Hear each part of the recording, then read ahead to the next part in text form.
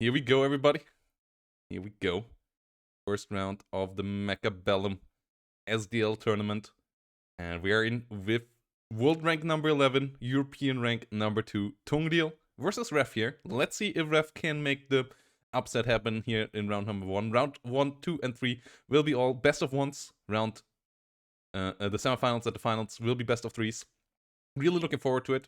$151 on the line at the moment. More can be added if you just press the claim code button here on Matcherino. You can add money yourself. And especially if you're in the tournament yourself, you can up your prize pool, your payout in the end, potentially there, completely for free. So, yeah, let's go for that. And yeah, let's have a look on what is going to happen here.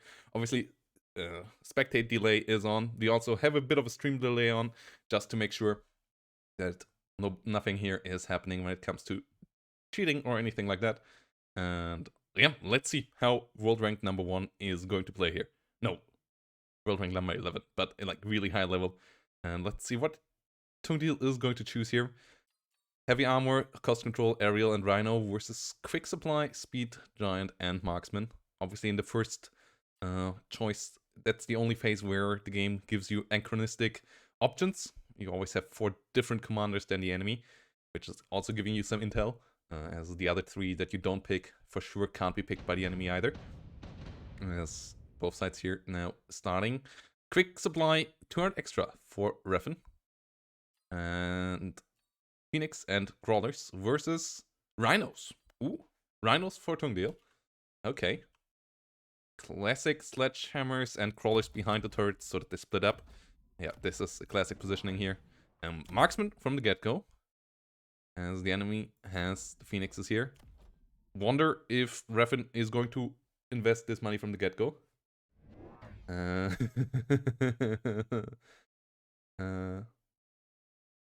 And yeah, Stormcaller moving around. Crawlers coming out. Okay, so Stormcallers is the big investment here at the beginning for Reffen. I'm not a big fan of that. I don't think Stormcallers are particularly amazing against Crawlers, and I don't think they're particularly amazing against Sledgehammers either. And the anti-flanking missile here from the get-go as well. As we see the Stormcallers moving forward, Crawlers moving in on both sides. Sledgehammer's obviously pretty good against that. The Phoenixes will be busy with these guys as well. First salvo goes onto the tanks. Onto the sledgehammers. Second salvo goes onto the remaining crawlers over here. Partially onto the sledgehammers as well. Some of the crawlers surviving. Down south though, complete victory, complete supremacy here for Tungdeal. Phoenix is in the north. 2 of them dying to 1 marksman. But they get the marksman in the end. And we see the Stormcrawlers at least getting rid of the crawlers here. Might win the first round here, but obviously with the 200 extra, you would expect Reffen to win the first round. Everything else would be an absolute disaster. As Tungdeal only starts to be strong from round 3 onwards, with the free Rhino kicking in. And that is an interesting setup here. Okay, Tungdeal in round 1 here. Getting a bit of damage. Not having the most hit points here with this setup. But Rhino still going to be out for 1 more round. Shield airdrop for Reffen. Tungdeal, I believe the choice is shield or intensive training. Usually this early on, intensive training is insanely strong, but it's also quite costly. But yeah, intensive training it is. Sledgehammers go up to level 2. On the other side, the shield airdrop every 2 rounds, not that terrible either. And yeah, let's see. This is round 1 of the tournament. Seahawks. And yeah, Phoenix is coming around here. Crawlers on the left side. Tungdeal will be bringing in quite a lot of forces now with the crawlers here. 1 more crawler. Okay, so 5 different units here for Tungdeal from round 3 onward at least, as we will still see the Rhinos. And Arclights added to the combo already as well. Arclights obviously fantastic against crawlers. Yeah, shield down here. I'm not sure if that's the... I would have put it above my Stormcallers here, I believe. But yeah, it protects a bit down here, I guess, as well. As some Fangs are moving slowly. They were put on this flank. which is a curious choice. Something triggered the missile. I'm not quite sure what that was. As Phoenixes were put in the rear. Phoenix is working quite nicely here in the rear. Stormcaller is doing quite nicely as well. Sledgehammer under trouble. And this round will be quite a hefty win here for Refn. Actually, quite a lot of damage here dealt already with this round. As more than, like, there was like 600 damage, I believe. I think that was like clear 600 damage. I'm a bit surprised by these Fangs here. As they take forever. Like, Fangs are the slowest units in the game. Putting them this far into your rear. I guess they're just supposed to do the delaying action on the left flank. As we have a resell on the units in the rear. Okay, yeah. Triggered the Mustangs here. And then immediately resold. Okay, Refn just going there for the quick victory. Going for a resell. Might resell the Fangs next round as well. Upgrades the Phoenixes in the rear here. Level 2 Phoenixes. Rhino now on the battlefield. No upgrades on either side yet. No specialization. But a big melting point here now. And that is going to be interesting. Let's see what the melting point can do. Obviously, a Rhino should have a hard time against it. So this is quite interesting. And yeah, cool strategy here. On the other side, Tangdil coming in with some enhanced strategies as well. Mobile Beacon here coming in as the ability of choice. We'll try to go for the search center here. The research center immediately. Whilst Crawler's getting killed over here. Melting Point trying to defend itself. And yeah, let's see. Melting Point actually having struggle killing the siege tank. It will get there eventually. Crawler's here trying to destroy the research center. Won't quite get there just yet. But the northern side this time going way better than before for Tangdil. And Tangdil will win this round, will clear the shield most likely as well, as the Fangs are still below it. And so the units all fire onto the shield. Fangs might at least kill a couple more Mustangs here before going down, reducing the damage slightly. But also now that they die, giving the Mustangs a bit more XP in the same time. And yeah, Tangdil now on the way back. It would be a massive surprise if Tangdil here loses in the first round. He is the highest player signed up for the tournament, and would be, and like, yeah, everything before semi-final loss or so would be quite a big of a surprise. Okay, a lot of Stormcallers now being bought here. 3 at once. On the other side, we see Stormcallers as well. 7 different units here already on the battlefield for Tangdil. So really going for a flexible combo.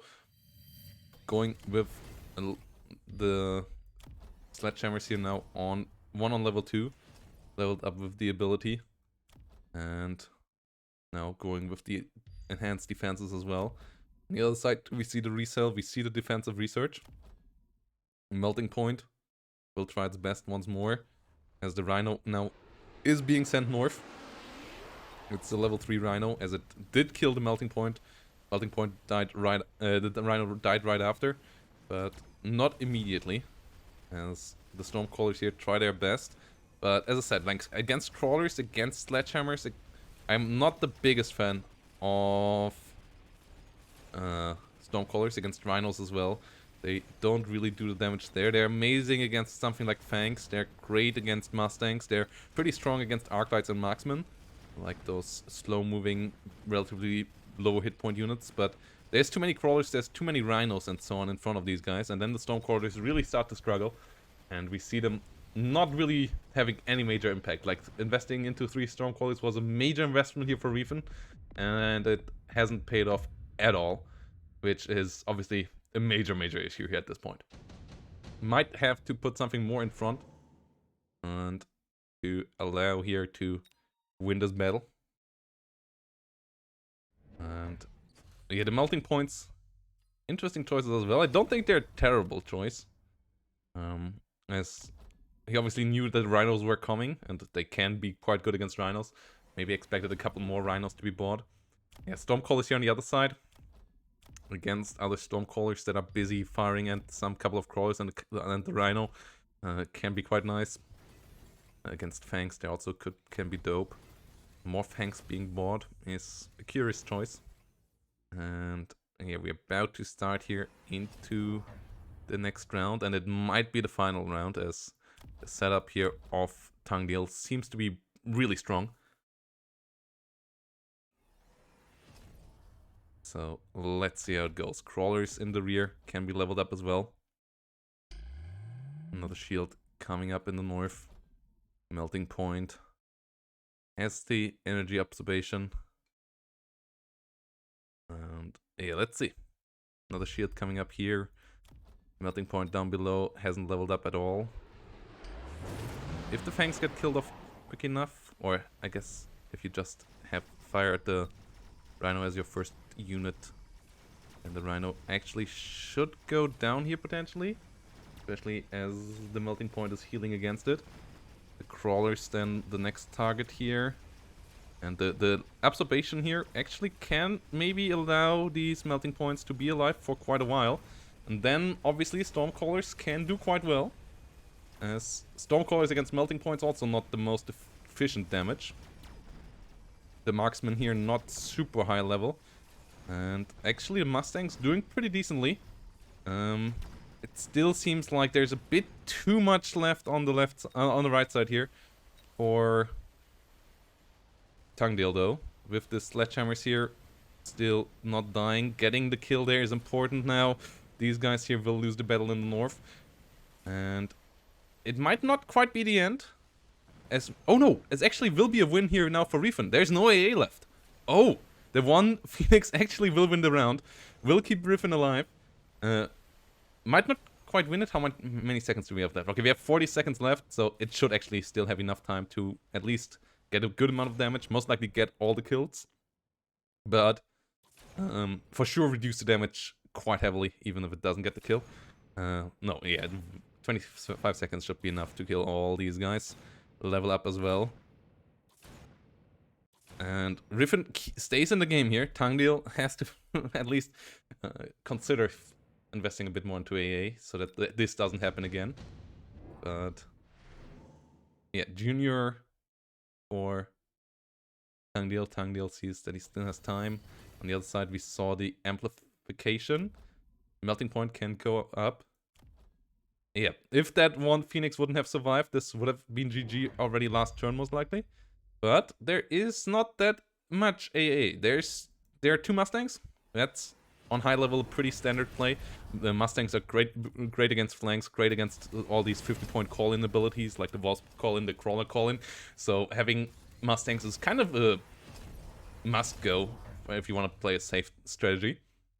They're obviously good against air switches as well. And then there's 3 marksmen. But that's about it when it comes to AA. So if the Phoenixes, the Overlords, if they do survive, and these Overlords actually have the lovely same setup as I do, with the armor even coming in here in the end, then Rifen could potentially win this here.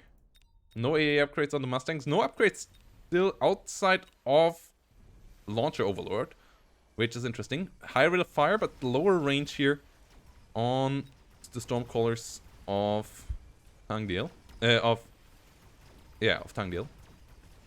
But, ooh, this Rhino this time not getting focused by the melting point. Massive issue. Both barriers here falling, and that means that the Overlords don't survive long enough, and that means that it will be the end here most likely in this round 1 game. As I will have to check over here. And yeah, Tangdil here getting the W in round 1. GGVP to Tangdil in round 1. Moving on to round 2. Well played by Rifen. Yeah, not playing terrible there. Obviously, losing against such a high level player, no shame in there. And the idea here with the Overlords, I don't think was a bad one. It was just that the Crawlers coming with the Rhinos, the melting points not focusing the Rhinos, but instead being busy with some Crawlers beforehand. That was, and then the research centers falling a bit too quickly. That was just a bit too much here. And yeah, also Tangdil going for the absolute kill here. Extra speed, extra range, extra money in the last round here. Getting it all. And yeah, good idea with the Overlords, just not quite getting there. And then in the end, Tangdil securing the victory. Put this there. Let's see what we have here. Balimpur, heavy armor, and round 4 increased hit points. On the other side, no increased hit points, but Balimpur at the moment eating a lot of damage, as 2 overlords have just entered the battlefield, which I guess were added this round, and they nearly half-lifed Balimpur here. Both sides going for a missile, and yeah, some anti-air obviously needed against that. That missile might hit the Mustangs quite badly. Missile over here could be placed a slight bit further forward, but hits more of these fangs. Okay, more fangs added as anti-air, it seems. That's a wild choice here. By Balimpur. Fangs moving around. You see marksman leveling up. And yeah, more fangs leveling up here on the right side as well.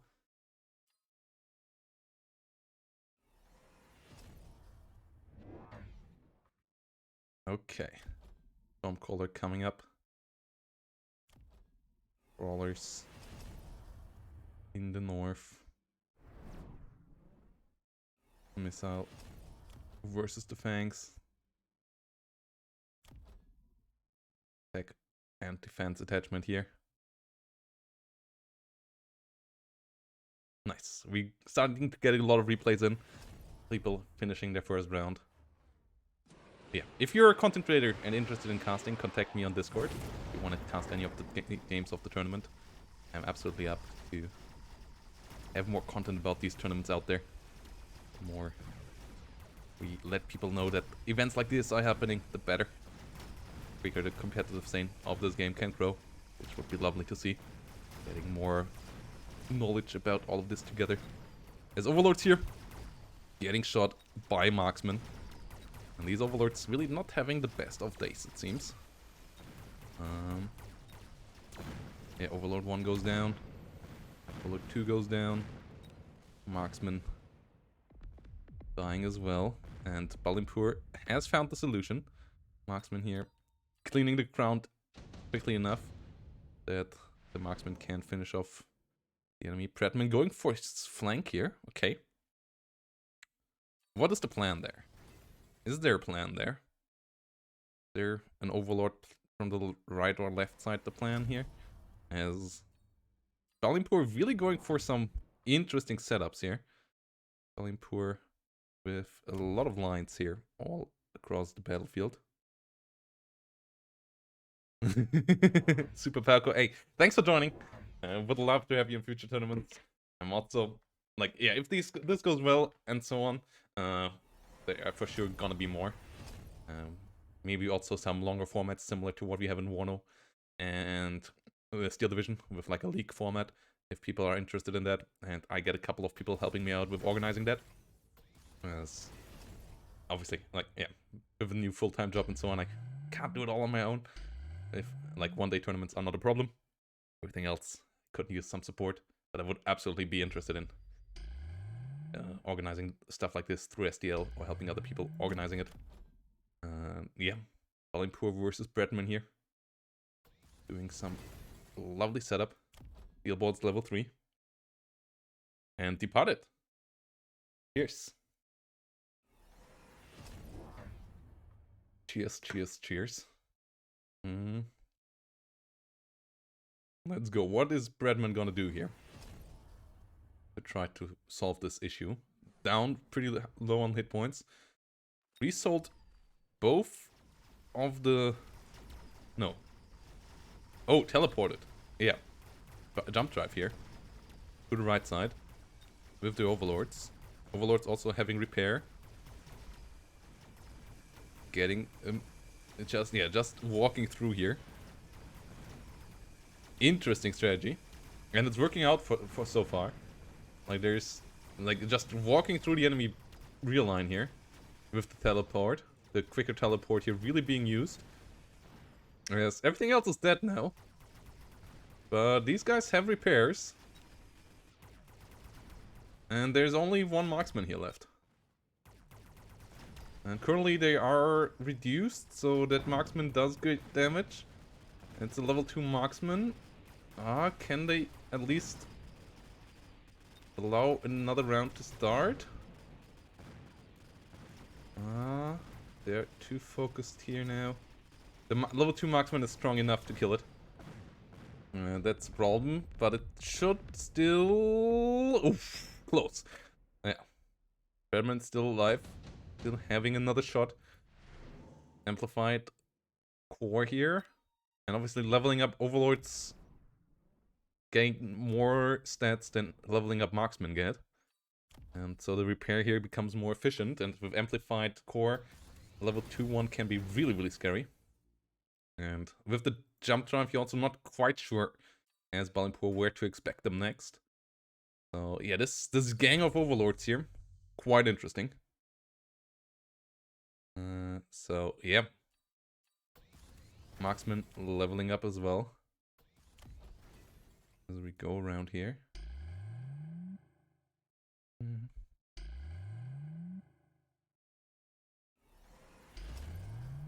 Okay, yeah, they go back to the main line. And these investments into shields, obviously, can win you rounds, but if you lose the shields, they're also long-time investments that you don't get, like, anything out on in the long run. So let's see what Bradman can do here. Balimpour is saying so close. Let's see what that means. I'm not sure if that's live chat or if that's delayed chat, if the chat is delayed as well. But it's going to be interesting, as we have 18 seconds remaining here.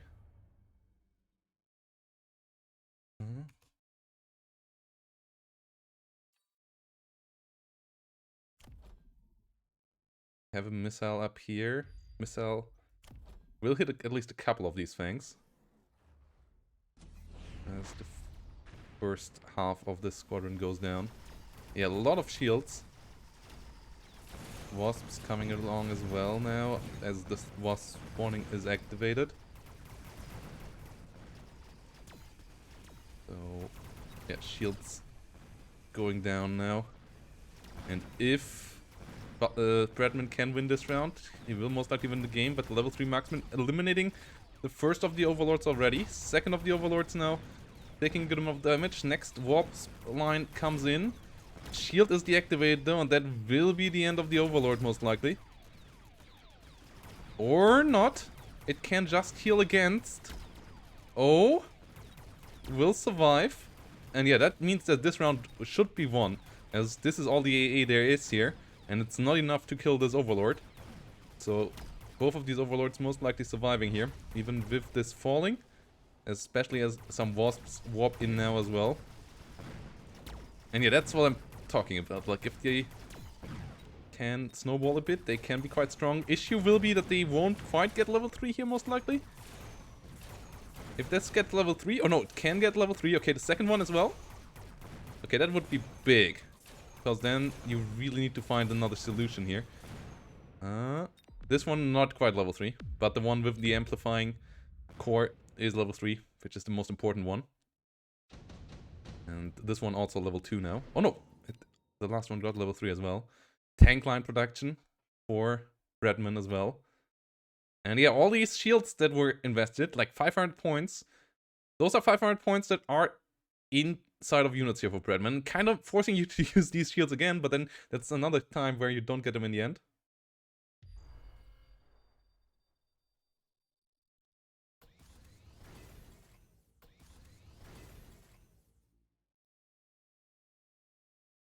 Okay. Let's freaking go.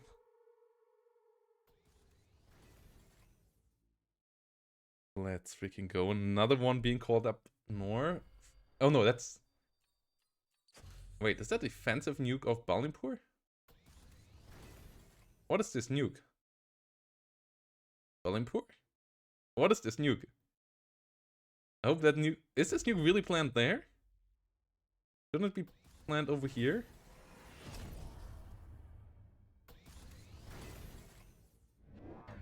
Oh, GG call. From Balimpour. This is wild. AO departed. It's going really well.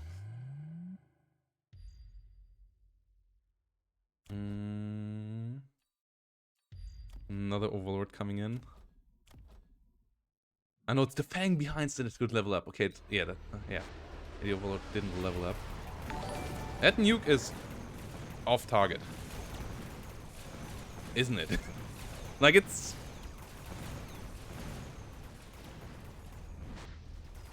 we're getting spoiled by the chat. Okay, we need to deactivate chats.